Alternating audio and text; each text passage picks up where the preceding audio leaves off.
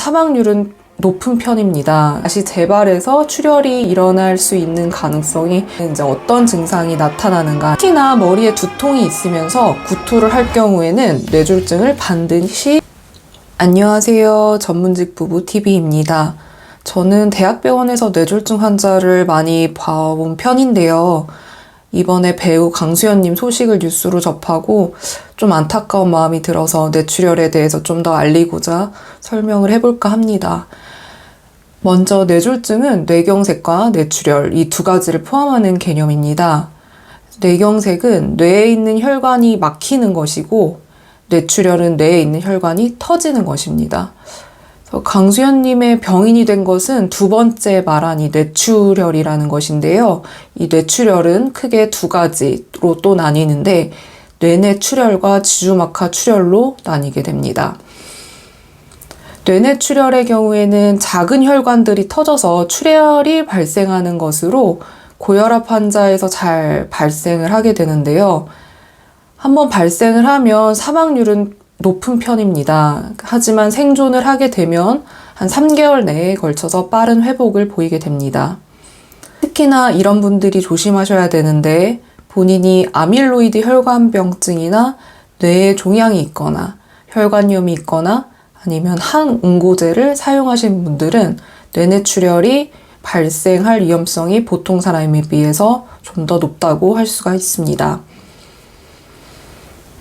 두 번째 지주막하 출혈은 머리에 혈관이 부풀어 있는 동맥류나 동맥과 정맥이 연결되어 있는 동정맥기형에서 출혈이 발생하는 것입니다. 발생을 하게 되면 안타깝지만 30%는 즉시 사망을 하게 되고 생존을 하게 되더라도 6개월 내에 다시 재발해서 출혈이 일어날 수 있는 가능성이 절반이나 돼서 예후가 좋지 않은 편입니다. 뇌졸중은 뇌 속에서 어느 위치에 발생하는가에 따라서 다음과 같은 증상이 발생할 수 있는데요. 갑자기 한쪽 팔다리에 힘이 빠지거나 아니면 말을 하는데 발음이 안 되고 침을 흘리는 경우도 있고요. 밥을 먹는데 음식이 한쪽으로 흘러나오는 경우도 있습니다. 걷는데 한쪽으로 몸이 쏠리고 균형을 잡지 못하거나 혀가 좁아지는 경우도 있고요. 의식이 혼미해지거나 갑자기 엄청 심한 두통이 올 수도 있습니다. 특히나 머리에 두통이 있으면서 구토를 할 경우에는 뇌졸중을 반드시 의심하세요. 그러면 이렇게 뇌출혈로 사망이 이를 수 있는 경우는 어떤 경우가 있을까요? 일단 뇌출혈이 발생을 하면 피가 머리에 차고 뇌가 부어오르는 현상이 일어납니다.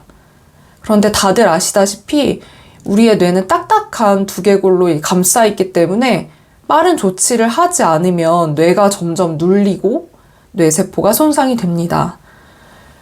뇌출혈량이 많거나 아니면 뇌출혈 발생 위치가 브레인스템이라는 부위에 발생을 하게 되면 특히나 사망률이 높은데 그 이유는 브레인스템이라는 그 부분이 생명을 유지하는 호흡과 혈압을 조정하는 부위이기 때문입니다. 그러면은 아까 말씀드린 뇌출혈이 의심되는 증상이 발생하면 무조건 빠르게 응급실이 있는 큰 병원으로 가셔야 합니다. 뇌졸중은 응급으로 분류되기 때문에 응급실에 말하시면 의사가 빠르게 확인하고 뇌졸중이 의심된다면 바로 CT를 찍자고 할 것입니다. 뇌졸중에 관한 기사를 보다 보면 골든타임 3시간이라는 말을 많이 보셨을 거예요. 이 3시간이라는 말이 나오는 이유는 뇌경색에 해당되는 이야기입니다. 이제 뇌경색은 아까 말씀드렸듯이 혈관이 막히는 거라고 말씀드렸잖아요. 혈전을 녹이는 약을 3시간 안에 사용할 수 있기 때문에 나온 말이고요. 뇌출혈하고는 이 치료와 관련이 없습니다. 하지만 뇌출혈이 발생됐을 때 뇌압이 빠르게 높아질 수 있기 때문에 무조건 빨리 병원에 가시는 것이 좋습니다. 혹시나 뇌 안에 압력이 높아져서 구토를 하는 경우도 있는데요. 이럴 경우 구토 물질이 기도를 막지 않도록 고개를 옆으로 돌려주시는 처치를 하시면 됩니다. 그러면 뇌출혈을 예방할 수 있는 방법은 무엇이 있을까요?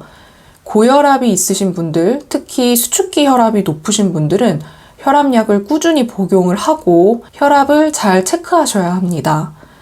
또한 동맥류 또는 동정맥 기형이 있다고 알고 있는 분들은 신경외과 교수님 진료를 꾸준히 보시길 권고드립니다.